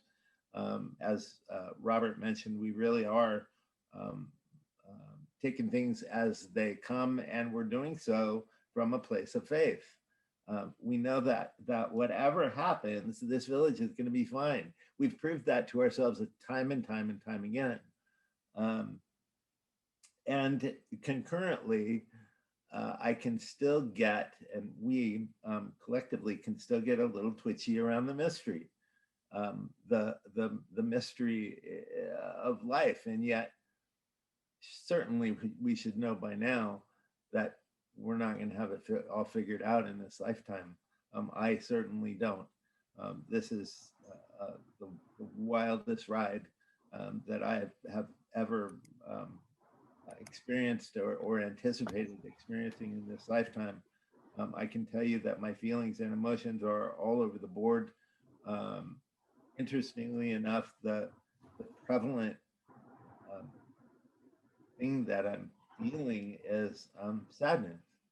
I'm really pissed at the universe occasionally, at the possibility that my experience of this amazing thing that we call life may be shorter than I had anticipated. That would suck in my mind and my heart, and yet what's unfolding before us is only God, and it's perfect, and it's whole and complete. Yes. In my life right now. Yes. So we're in a heck of a position here, folks, and we stand together as we have always done. And I can't tell you how grateful I am. In fact, in the gratitude list, I kind of missed an opportunity there. And I'm glad we spoke to the practitioners, but I want to speak to the board and lift them up for my own gratitude. They have stepped in and stepped up, and they are the perfect people at the perfect time for the perfect job. We're okay, and that doesn't mean that I and or we are not going to go through times, periods, days, weeks of uncertainty, of fear, of anger. I was once told by a teacher that a crisis of faith wasn't telling us that there was something wrong. It was telling us perhaps that our faith was not big enough. And so here I am, standing in faith. It's not the way I wanted to show up for you guys. That's part of the sadness. And part of what pisses me off, I've got stuff to do yet. We've got stuff to do yet as a village. And the good news is that work is going to continue come hell or high water, because you all are the perfect people. We all are the perfect people at the perfect time. I don't know how this thing is going to unfold. I don't think of it as fighting so much as I think of it as living, showing up and living, and in my heart and soul, it's what I'm here to do. It's what I'm here to be, is to live for as long as the universe sees fit, to breathe my breath and beat my heart and dream my dreams. I'm here to do that and to be that. I told you when I first came on board that you were going to have the best season of my life. And that's one thing that I have accomplished. I've given you the best that I have, and there's more. I think about how well Polly doesn't allow us to forget those who have come before us and whose shoulders upon which we stand. And I think about that every day. And these are the shoulders of people, not only past, but present. Boy, I think about one of the first times I saw Deborah Jackson, and she was in there with the cleaning crew, with Polly. And I thought, wow, I don't know who she is, but I want what she has. We got a lot of that in our village. We may not always get along with each other. We may not always agree with each other, but God dang it, we love each other to pieces. And what I've learned as well, what I've learned again and again and again, is that love is the greatest power, and nothing can stand before it. And it doesn't matter whether I'm here or not. This village is built on a foundation that is now strong and very well. Thank you very much, because of all of us. And that's not going to change. We've created this, and we will continue to co-create this as it evolves and expands and turns into something even greater than we have yet to see. So that's what I know at the moment. We've got another few months in this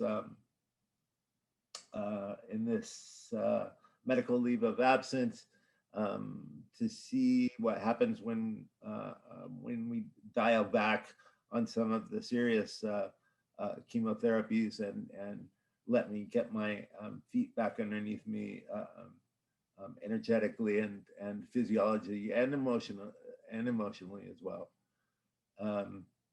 And so that's what I'm in the process of doing. And as Robert pointed out, I can't tell the future any more than you or anybody else can. But I'll be around to see it until my last breath and until the last beat of my heart. And I'm so grateful that you're the people that I get to walk this path with. We get to walk it with each other, whatever the stuff that we're going through. There's a whole village of folks. I'm finding out the depth of the hearts that we have in this community. It's quite impressive. We're quite an impressive bunch of folks. So that's what I know. Robert and I were talking this last week, and I've talked with a few other people, and the question on my mind is, what do I say? You know, and the answer, as always, is come back to what you do know.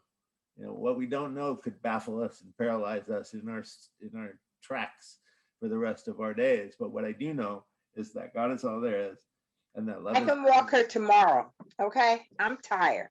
Dorothy Mendez.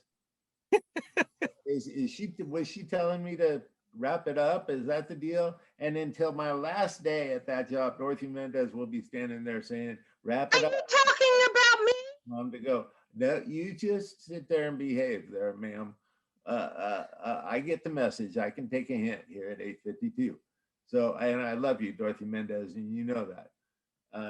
So that's what I got for now. Any thoughts or questions? I will ask you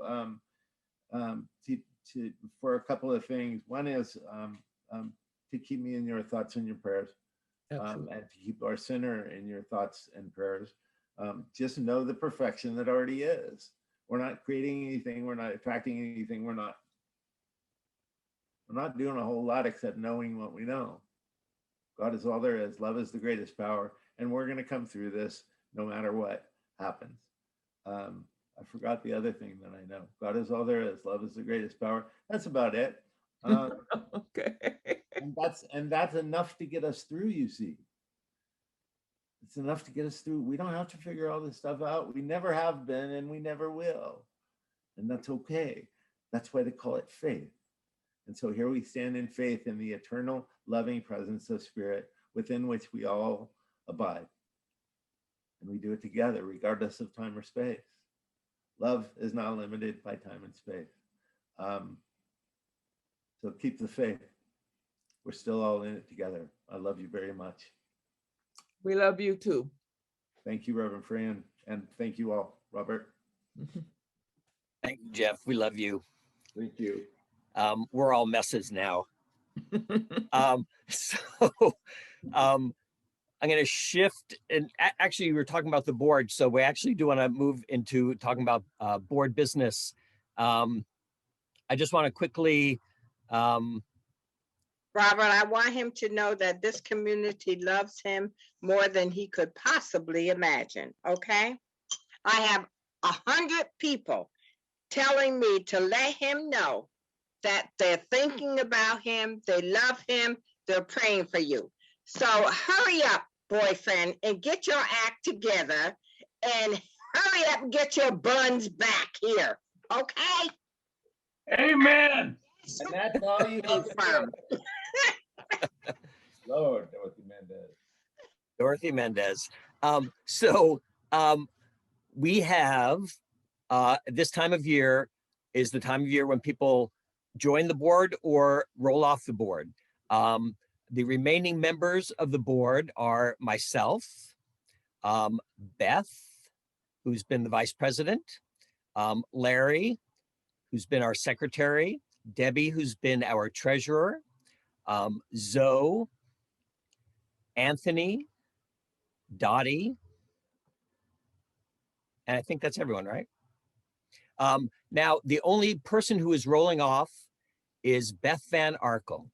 Oh, okay. And okay. Boy, are we sad to see her go. But she's reached the end of her second full term. Beth has just been a remarkable board member. when I first joined the board, Beth and I spent a lot of time revising the employee handbook, all whatever 90 pages of it. Boy, that was a project. But I couldn't have a better partner than Beth on a project like that. She's so detail oriented. She notices things that other people don't notice, and she keeps us on track. She's always reminding us of what our priorities are, what we're forgetting to consider. She's just been a remarkable person to work with. So we will miss her. We will continue, I'm sure, to consult with her behind the scenes. Yep. And Beth, I just want to thank you so much for your service to the community and for being just a remarkable, co-worker on the board. We love you. Blessed be, Beth. It was a privilege and an honor, and I'll miss being with you. You're not getting off the hook completely. I'm just telling you that right now. Yes, I'm sure Jeff will find work for you to do. Okay, so with that, I would like to introduce Deborah, who's going to talk about I don't know what. Go ahead, Deborah, whatever you want to talk about.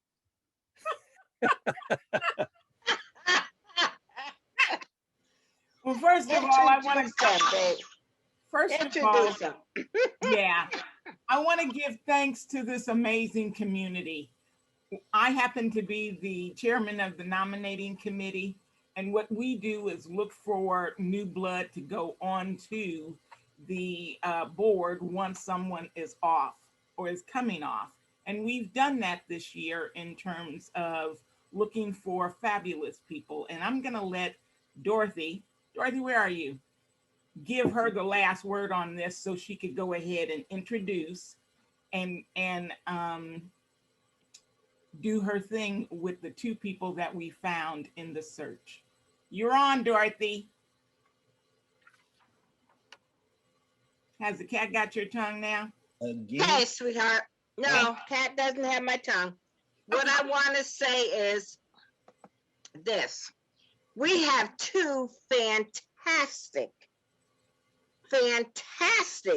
new board members. And I congratulate Sanford Livingston Jr., who has been on our board once before.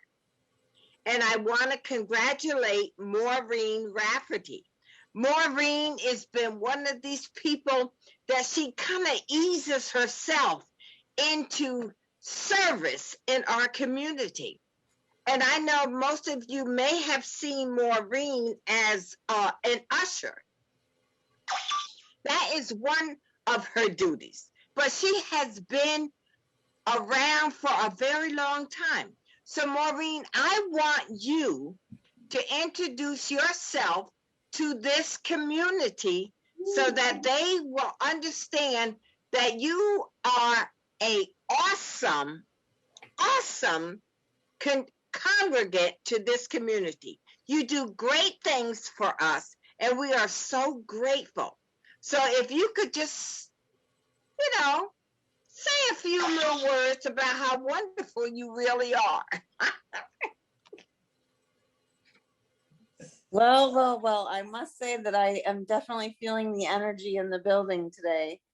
I feel the love and the acceptance, and just, I feel like I'm home. And so really what that is that I want to be of service to my home and to be able to use my gifts and to be a place where the good of God shows up in the world. You are that. That's it. 30 minutes. That's it. Okay, Dorothy, next one. Thank you, sweetheart. Thank you so much. Our next wonderful candidate for our board is Sanford Livingston Jr. Now, Sanford is not new by any means to our community. He has 3 wonderful children that are part of our youth and family ministry. I am happy to say that one of his children, Raquel, is a recipient of our scholarship fund, and she is moving in areas that you could not imagine. That's because she has had a wonderful background of a loving father and mother who has moved her through this process called life. So now I want to introduce you to Sanford Livingston Jr. Now, I say that in a sense, Sanford has been through trials and tribulations, but guess what? He knows the truth of who he is and who his family is. I want you to know that Sanford is one of those congregants who was a victim of fire, of all of that stuff. And I want you to know that he has been through the trials and tribulations, and God has moved him through to a point where right now he is soaring, and we give thanks for Sanford. He's been a member of our board.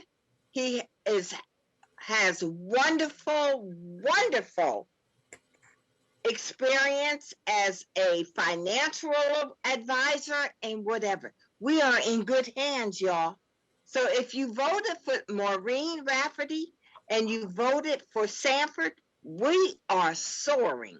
So now I introduce you to Sanford Livingston Jr. Thank you. Thank you, Sanford. Dorothy. Hey, bro. That's you, man. It's you. And I want to tell you guys something. You know, I remember when Reverend Jeff came to the center and the whole process that it took to do that. And I've learned so much from him.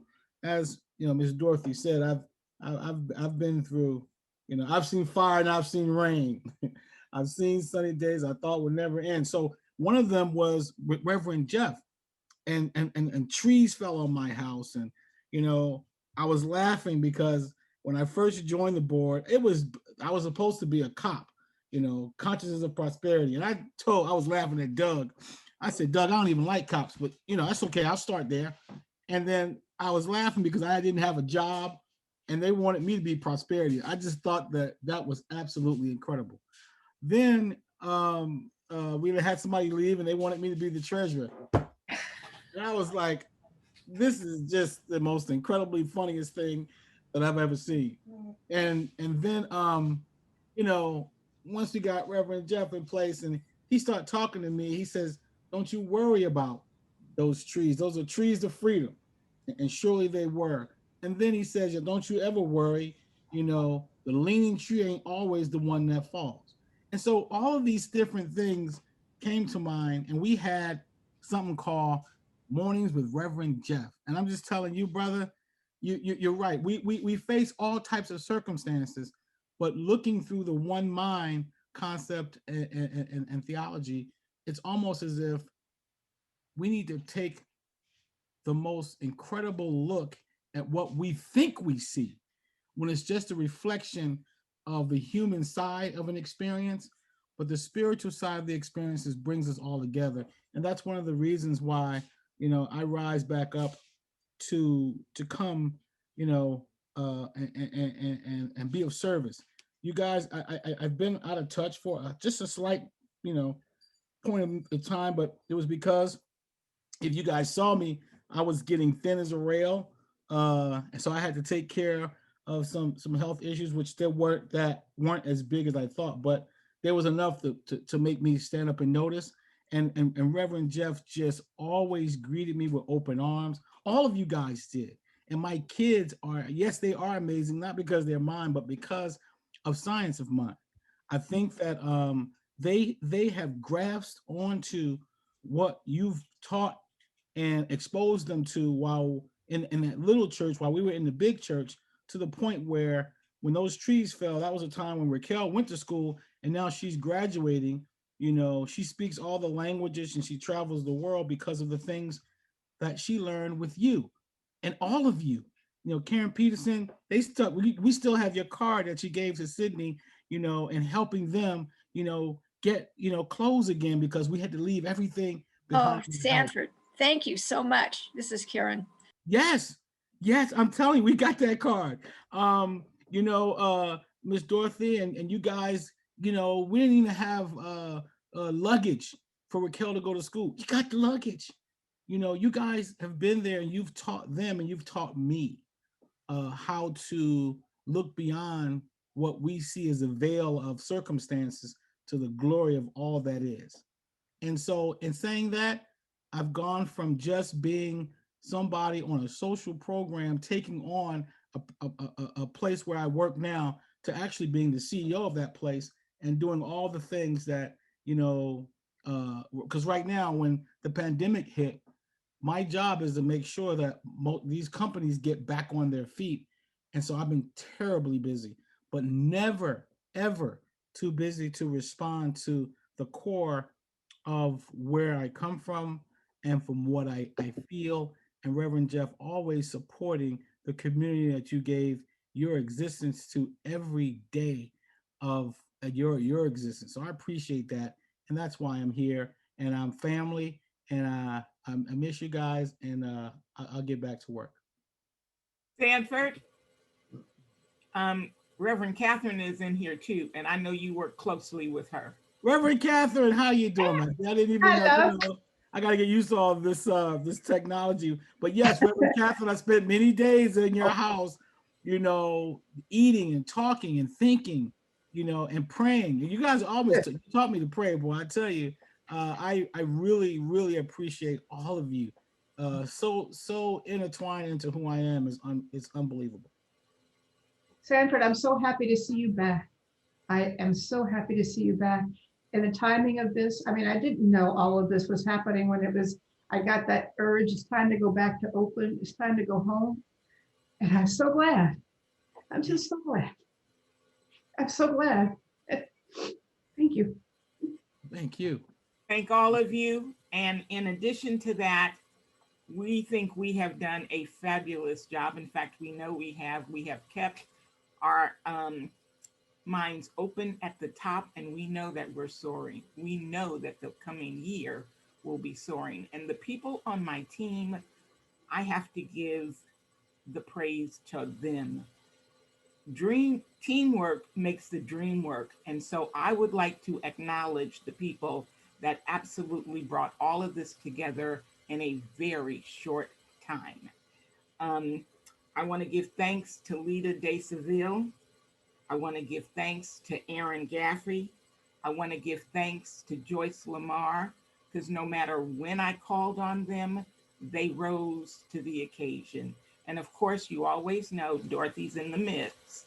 So Dorothy was there as well, holding it all together, praying us up, and all of us coming together to pray our community up. When we go in to pray, we look and ask, Papa, show us the right person for the job. And we think, no, we don't think, we know God answered the call. And I want to say this, Maureen French, if nobody knows Maureen, Maureen is one of our people who are there as an usher. She has been ushering for our community for years. We love her, we support her, and Maureen, I apologize for calling you Rafferty instead of French. I apologize for that. But I want everyone to know that you always will step up to the plate and say yes. If someone asks you something, you say yes. So I want this community to know that Sanford Livingston Jr.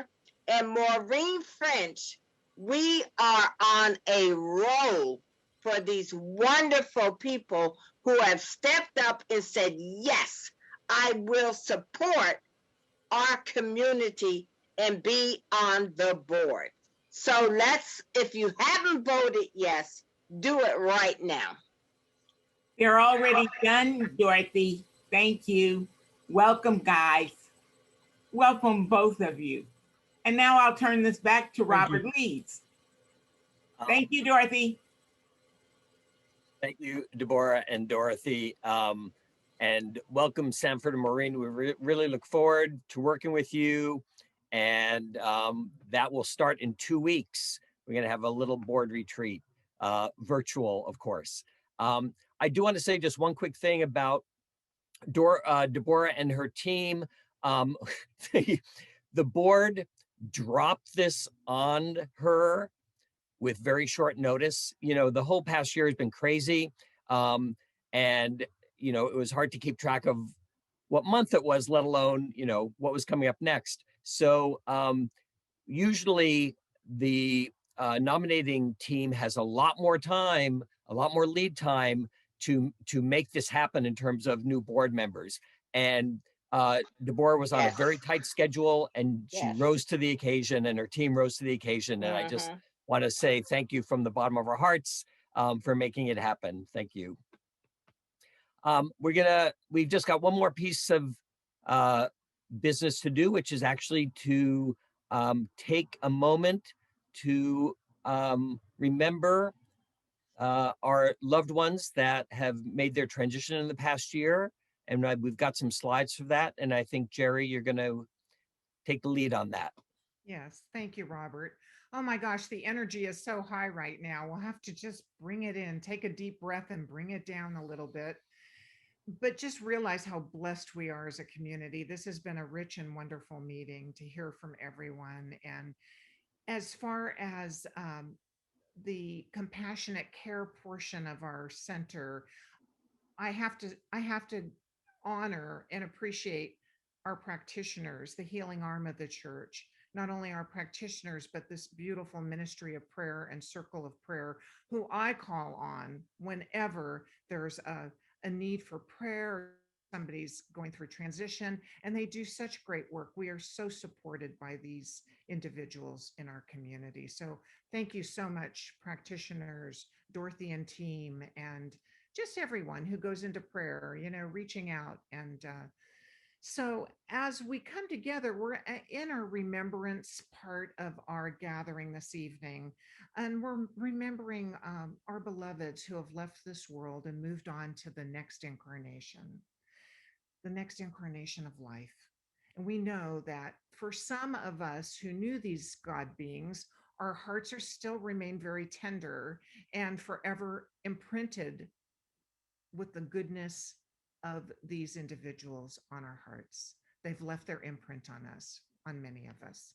And so as the slides roll, let us take a moment to honor our beloved Richard Robinson, practitioner emeritus. Yes.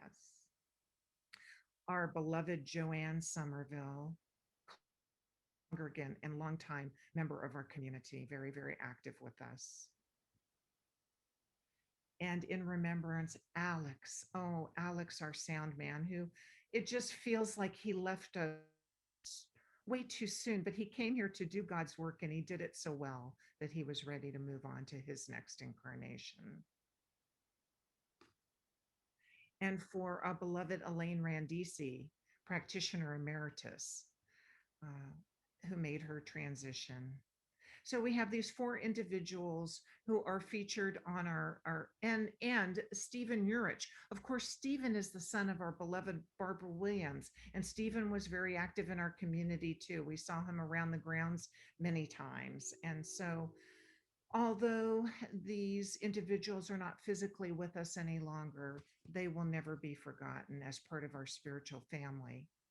So I'd like us just to close our eyes for a moment and take a moment of silence right now, as we also call forth anyone in our hearts who have moved on, knowing that their essence lives forever in our hearts and our fond memories live on.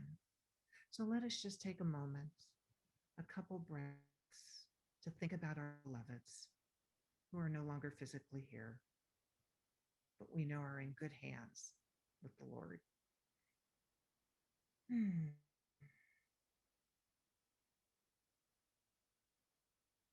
So let us give gratitude for the sweet moments of remembering. Blessed be.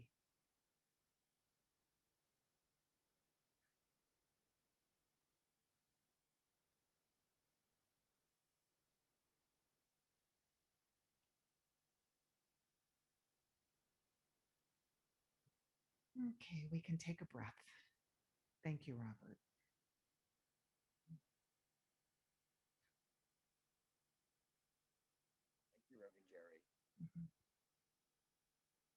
Well, that brings us to the conclusion of our annual meeting. I want to thank everybody for their participation. It really, the energy, the love, I was afraid that the love would overwhelm our Zoom connection. It really was really wonderful. So thank you all for being here. And I just want to mention too that just as a sign of the continuing vitality of our center, this coming Sunday, we're going to have 8 new members joining our membership that we're going to be recognizing on Sunday. So I encourage you to be a part of that ceremony. And again, it just shows that, you know, we continue to grow and to thrive in regardless of the uncertainties that we might confront. So I wish you all well. I would say have a safe trip home, but you're already home. Hallelujah. And is there somebody who'd like to pray us out? Reverend Jerry, were you going to do that or somebody else? Jerry, you're muted, so we can't hear you anyway.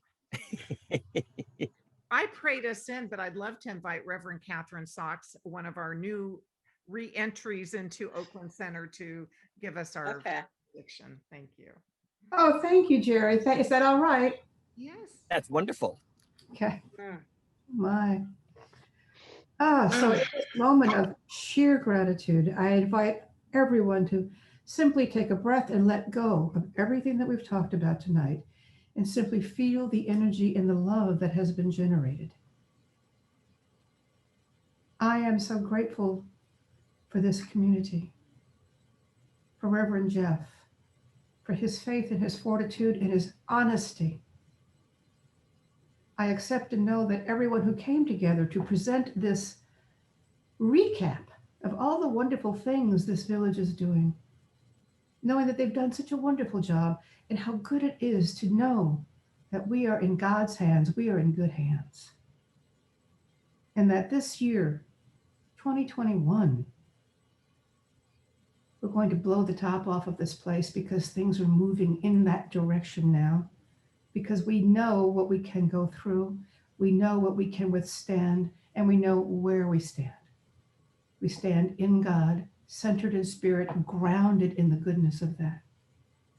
And tonight, we saw it, we heard it, we experience it. So I bless our time with my love, my joy, my gratitude, my expanded heart, because I have been among you. And as we take our leave, know that the connection and the energy and the love that we have shared do not dissipate when we switch off that machine, because we are more than the machine. Our energy is limitless, it is eternal, and it is total. God is good, we are held, all is well, and so it is. So it is. So it is. Thank you, everybody. We love you. We'll Thank see you you. Sunday. Right. Be well. Sunday. Love you.